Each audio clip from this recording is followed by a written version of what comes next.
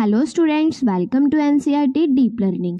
आज हम sexual reproduction in flowering plants के लेक्चर नंबर 4 में पॉलीएम्ब्रियोनी, एपोमिक्सिस एंड सीड के टॉपिक्स को कवर करेंगे। लेकिन उससे पहले मैं आपसे लेक्चर नंबर 3 के कुछ क्वेश्चंस पूछूंगी।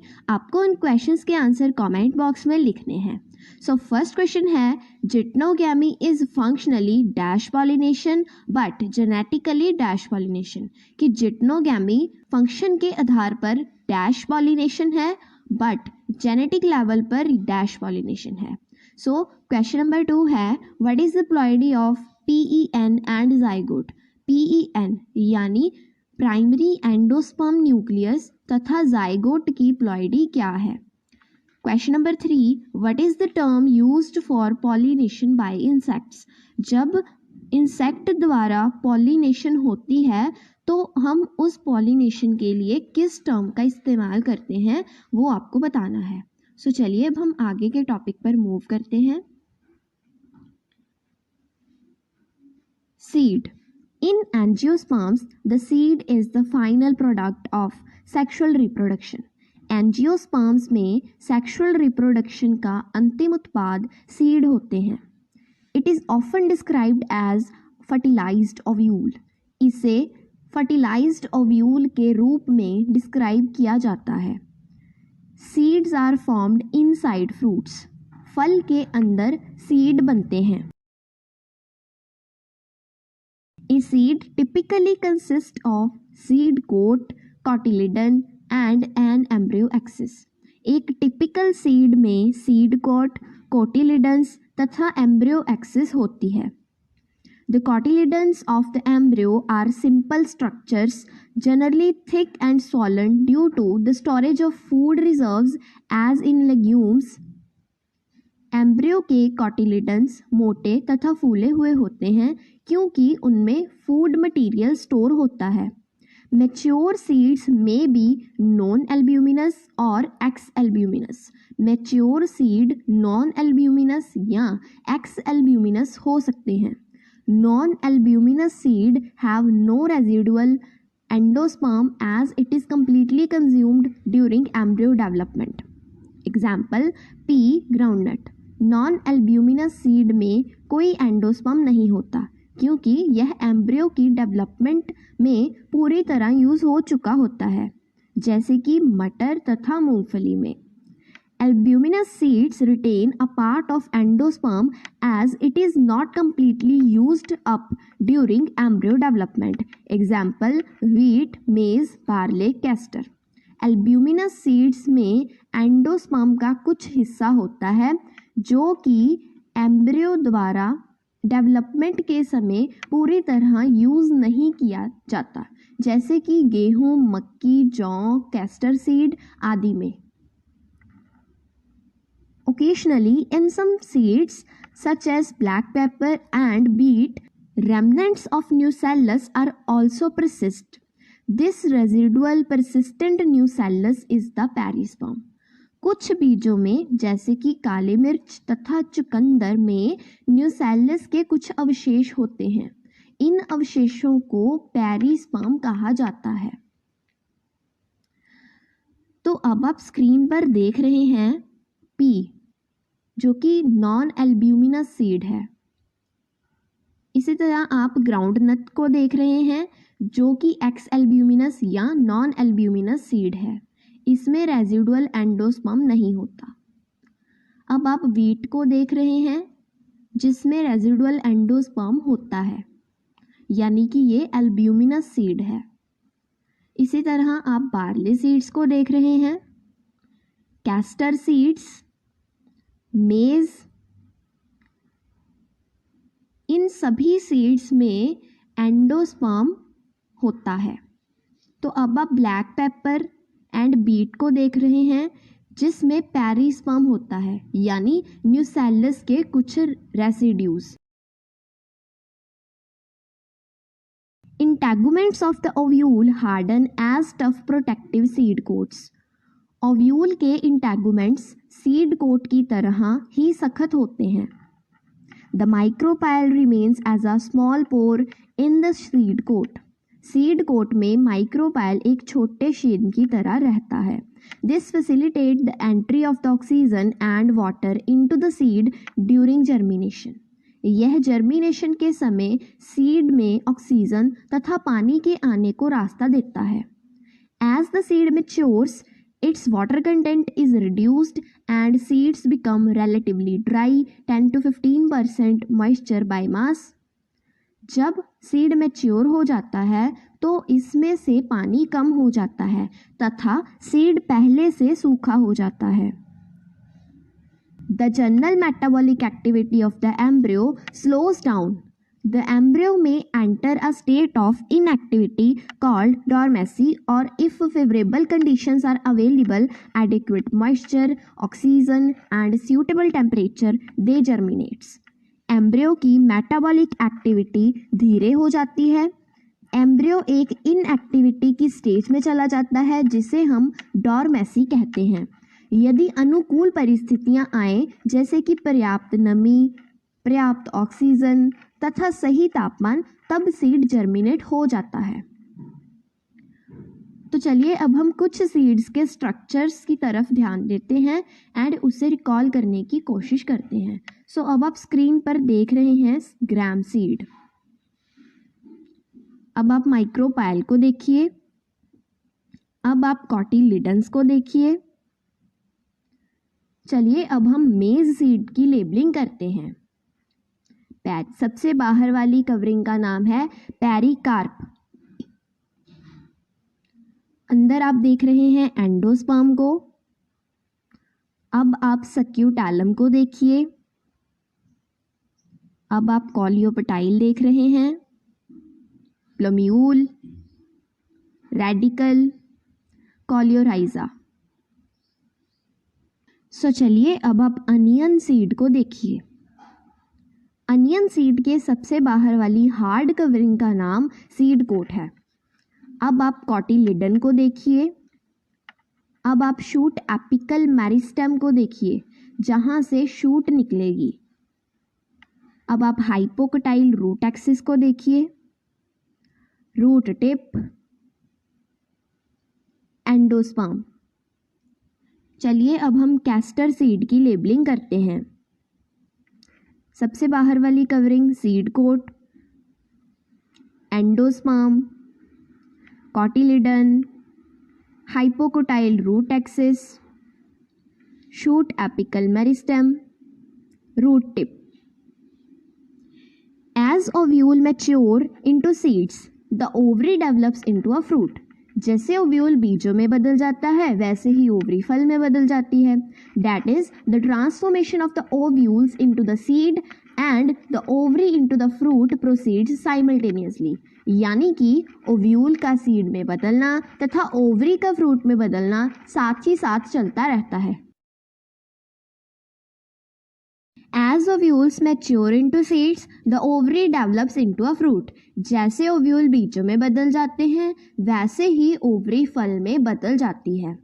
That is the transformation of ovules into the seed and the ovary into fruit proceeds simultaneously. यानी कि ओव्यूल का सीड में बदलना तथा ओवरी का फ्रूट में बदलना साथ ही साथ चलता है. The wall of the ovary develops into the wall of fruit called pericarp. Ovary की वॉल फ्रूट की वॉल में बदल जाती है जिसे पेरिकार्प कहते हैं. The fruits may be fleshy as in guava, orange, mango, etc. or may be dry as in groundnut and mustard, etc. Fruits fleshy हो सकते हैं जैसे कि ग्वावा, ऑरेंज, मैंगो आदि में, या सूखे हो सकते हैं जैसे कि मूंगफली तथा सरसों आदि. Many fruits have evolved mechanisms for dispersal of seeds. कई फलों ने बीजों को फैलाने के तरीके विकसित कर लिए हैं. Recall the classification of fruits and their dispersal mechanisms that you have studied in earlier classes. पिछली क्लासेस में पढ़े फलों की क्लासिफिकेशन तथा उनके फैलाव की विधियों को याद करिए. Is there any relationship between the number of ovules in an ovary and the number of seeds present in a fruit? क्या ओवरी में ओव्यूल की संख्या तथा फल में बीजों की संख्या का कोई रिश्ता है? The number of ovules in the ovary is equal to the number of seeds in the fruit. Ovary में ओव्यूल का नंबर तथा फल में बीजों के नंबर दोनों ही समान होते हैं, क्योंकि ओव्यूल ही बीजों में बदल जाते हैं। अब आप स्क्रीन पर देख रहे हैं ग्वावा फ्रूट, जो कि फ्लैशी है। अब आप फ्लैशी ऑरेंज फ्रूट को देख रहे हैं। अब आप फ्लैशी मैंगो फ्रूट को देखिए। अब आप ड्राई ग्राउंडनट देख रहे हैं। अब आप ड्राई मस्टर्ड सीड्स को देखिए। In most plants, by the time the fruit develops from an ovary, other floral parts degenerate and fall off. ज़्यादातर पौधों में जब ओवरी फ्रूट में बदलती है तो बाकी फूल के भाग झड़ जाते हैं। However, in a few species such as apple, strawberry, cashew, etc., the thalamus also contribute to fruit formation. Such fruits are called false fruits. लेकिन कुछ प्रजातियों में जैसे सेब, स्ट्रॉबेरी तथा काजू आदि में थैलेमस भी फल बनाने में अपना योगदान डालता है। ऐसे फलों को फॉल्स फ्रूट कहते हैं। Most fruits have, however, developed only from the ovary and are called true fruits. ज़्यादातर फल केवल ओवरी से बनते हैं, जिन्हें हम ट्रू फ्रूट्स कहते हैं। Although in most of the species, fruits are the result of fertilization, there are a few species in which the fruits develop without fertilization. Such fruits are called parthenocarpic fruits. ज़्यादातर प्रजातियों में फल fertilisation के परिणाम स्वरूप बनते हैं, लेकिन कई प्रजातियां हैं जिनमें फल बिना फर्टिलाइजेशन के बनते हैं। ऐसे फ्रूट्स को हम पार्थेनोकार्पिक फ्रूट्स कहते हैं। Banana is one such example. Banana इसका एक उदाहरण है। Parthenocarpy can be induced through the application of growth hormones and such fruits are seedless. Parthenocarpy growth hormone डालने पर भी करवाई जा सकती है। ऐसे फल सीडलेस होते हैं। अब आप स्क्रीन पर एप्पल फ्रूट को देखिए, जो कि फॉल्स फ्रूट है, क्योंकि फ्रूट बनने में थैलेमस भी इन्वॉल्व होता है। अब आप स्ट्रॉबेरी फ्रूट को देखिए, ये भी एक फॉल्स फ्रूट है। अब आप कैश्यू नट्स को देखिए। अब आप पार्थेनोकार्पिक फ्रूट बनाना को देख रहे हैं। चलिए अब हम एप्पल के फ्रूट को लेबल करते हैं। अब आप देख रहे हैं थैलेमस एंड सीड। अब आप बाहर वाली कवरिंग एंडोकार्प को देखिए। अब आप मेसोकार्प को देखिए। अब हम स्ट्रॉबेरी फ्रूट की लेबलिंग करते हैं। अब आप थैलेमस को देख रहे हैं। बाहर है acne. Seeds offer several advantages to the angiosperms. Angiosperms को बीजों के बहुत फायदे हैं। Firstly, since reproductive processes such as pollination and fertilization are independent of water, seed formation is more dependable. पहला, जैसे कि पॉलिनेशन तथा फर्टिलाइजेशन पानी के बिना हो सकते हैं, लेकिन बीज का बनना ज़्यादा चीज़ों पर निर्भर करता है। Also, the seeds have better adaptive strategies for dispersal to new habitats and help the species to colonize in other areas. साथ ही बीजों ने फैलाव बढ़ाने के लिए कई तरीके बना लिए हैं, जो कि उनकी प्रजाति को नए आवासों तथा नए एरियाज में फैलने में सहायता करते हैं। As they have sufficient food reserves, young seedlings are nourished until they are capable of photosynthesis on their own. जैसा कि उनके पास पर्याप्त फूड स्टोर होता है, नन्ही सीडलिंग्स को पोषण दिया जाता है जब तक कि वह अपने आप फोटोसिंथेसिस ना करने लगे। The hard seed coat provides protection to the young embryo. Hard seed coat young embryo को protection देता है. Being the products of sexual reproduction, they generate new genetic combinations leading to variations. क्योंकि यह sexual reproduction के उत्पाद होते हैं, वे नए जेनेटिक कॉम्बिनेशन बनाते हैं जो कि वेरिएशन लाते हैं. Seed is the basis of our agriculture. बीज हमारी खेती का आधार है. Dehydration and dormancy of mature seeds are crucial for the storage of seeds, which can be used as food throughout the year and also to raise crop in the next session. Mature seeds की dehydration यानी पानी का कम होना तथा डॉर्मेसी यानी metabolism slow होना दोनों ही seeds को स्टोर करके सारा साल भोजन के लिए यूज़ करने तथा अगले मौसम में फसल उगाने के लिए जरूरी हैं. Can you imagine agriculture in the absence of seeds और in the presence of seeds which germinate straight away soon after formation and cannot be stored. क्या आप बीजों के बिना खेती की कल्पना कर सकते हैं? क्या ऐसे बीजों के साथ जो कि बनने के तुरंत बाद ही जर्मिनेट हो जाएं तथा उन्हें अगले मौसम के लिए स्टोर ना किया जा सके?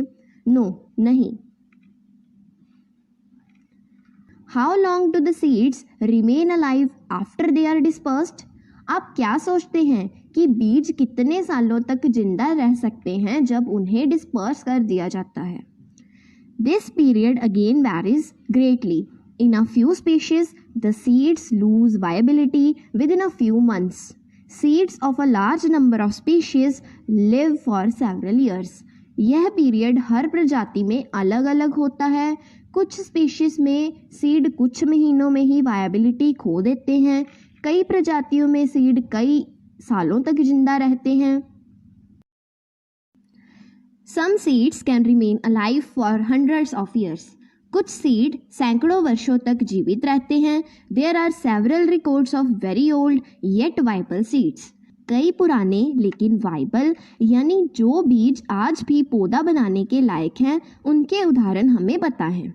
The oldest is of lupine, Lupinus arcticus, excavated from Architundra. सबसे पुराना ल्यूपाइन का है, लुपाइनस आर्कटाइकस, जो कि आर्किटुंड्रा से निकला था. The seed germinated and flowered after an estimated record of 10,000 years of dormancy. यह सीड लगभग 10,000 सालों की डॉर्मेसी के बाद जर्मिनेट होता है तथा इसमें फूल लगते हैं. A recent record of 2,000 years old viable seed is of date palm. एक रीसेंट रिकॉर्ड में 2000 साल पुराना डेट पाम का वाइबल सीड मिला है. Phoenix dactylifera discovered during the archaeological excavation at King Herod's palace near the Dead Sea. Phoenix dactylifera जो कि King Herod palace Dead Sea के पास है से प्राप्त हुआ था. अब आप स्क्रीन पर देख रहे हैं ल्यूपाइन सीड्स. अब आप डेट पाम सीड्स को देखिए. After completing a brief account of sexual reproduction of flowering plants, it would be worth attempting to comprehend the enormous reproductive capacity of some flowering plants by asking the following questions. How many eggs are present in an embryo sac? Sexual reproduction के chapter का काफ़ी लंबा हिस्सा पढ़ने के बाद क्या आप निम्नलिखित प्रश्नों के उत्तर दे सकते हैं? एक एम्ब्रियो सैक में कितने एग होते हैं? 1. How many embryo sacs are present in an ovule? एक एम्ब्रियो सैक में कितने ओव्यूल होते हैं? 1. How many ovules are present in an ovary? एक ओवरी में कितने ओव्यूल होते हैं? It vary from species to species. How many ovaries are present in a typical flower? एक टिपिकल फ्लावर में कितनी ओवरीज होती हैं? In monocarpous flower it is 1 and in multicarpous flower it is more than 1. Monocarpous flower में यह एक होती है तथा मल्टीकार्पस फ्लावर में यह एक से अधिक होती है. How many flowers are present on a tree? एक पौधे में कितने फूल हो सकते हैं? It varies from species to species. यह हर प्रजाति में विभिन्न होता है. Can you think of some plants in which fruits contain very large number of seeds. क्या आप कुछ प्लांट्स के नाम बता सकते हैं जिसके फल में बहुत ज़्यादा बीज हों? Orchid fruits are one such category and each fruit contains thousands of tiny seeds. Orchid fruit एक ऐसी कैटेगरी का एग्जाम्पल है तथा इसके फल में हजारों छोटे छोटे सीड होते हैं. Similar is the case in the fruits of some parasitic species such as Orchobanche and Stringa. ऐसे ही कुछ पैरासिटिक प्रजातियों में जैसे कि ओरोबैंके तथा स्ट्रिगा में होता है. अब आप स्लाइड में देख रहे हैं ऑर्किड फ्लावर सीड. अब आप स्लाइड में देख रहे हैं ऑर्कोबैंके सीड्स. अब आप स्लाइड में स्ट्रिगा सीड्स को देखिए. Have you seen a tiny seed of ficus? क्या आपने फाइकस यानी पीपल के छोटे छोटे बीजों को देखा है? How large is the tree of ficus developed from that tiny seed? इस छोटे बीज से निकले विशाल पीपल के पेड़ को तो देखा ही होगा. How many billions of seeds does each ficus tree produce? एक पीपल का पेड़ हर साल कितने बिलियन बीज पैदा करता है? A ficus tree produce almost 850 billion seed annually. एक पीपल का वृक्ष हर साल लगभग 850 बिलियन बीज को पैदा करता है. Can you imagine any other example in which such a tiny structures can produce such a large biomass over the years? क्या आप किसी अन्य एग्जाम्पल को बता सकते हैं जिसमें छोटी संरचना बहुत ज़्यादा बायोमास प्रोड्यूस करती हो? बैनियन ट्री यानी कि बरगद का पेड़. अब आप स्लाइड में देख रहे हैं पीपल के पेड़ के सीड. अब आप स्लाइड में बैनियन सीड्स को देख रहे हैं. इसके साथ ही हमारा सीड वाला टॉपिक ख़त्म होता है. नेक्स्ट लेक्चर में हम आगे के टॉपिक्स को कवर करेंगे. सो इससे पहले लेक्चर के स्टार्टिंग में मैंने जो आपसे क्वेश्चंस पूछे थे, आप उन क्वेश्चंस के आंसर कमेंट बॉक्स में लिखिए.